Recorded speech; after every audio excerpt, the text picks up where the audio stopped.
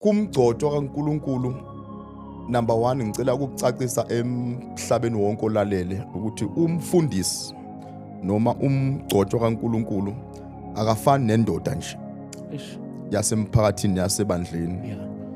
Umama umfundisi futhi akayena inkosikazi nje. Umama umfundisi umuntu owehlukile nomfundisi umuntu owehlukile. Yiko ngizathi mangikhuluma concerning idivorce ngikhuluma ngabantu abahlukile abakhethwa uNkulunkulu. Lethi izwi lenkosi uNkulunkulu wazikhethela abafundisi ngokwenhliziyo yakhe. Isho njalo izwi lenkosi. Yebo.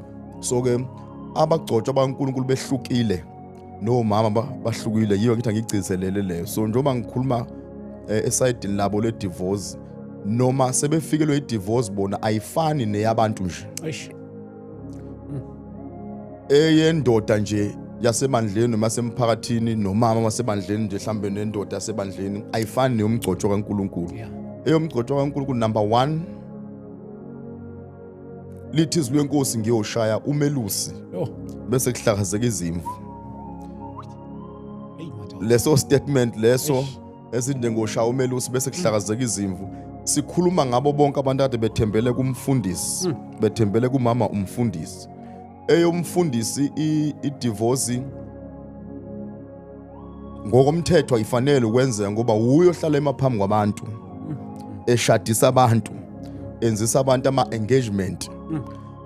Kunencwadi esifunda amasishadisa ene statement esipowerful esithi laba sebenyamane bese siqhubeka masifunda lencwadi yokushadisa ithi nize nahlukaniswe ukufa.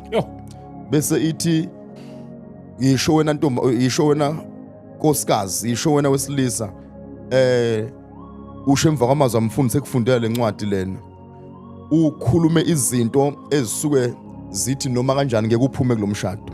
Ngiyomthanda ebuhleni dadlamini nasebubini.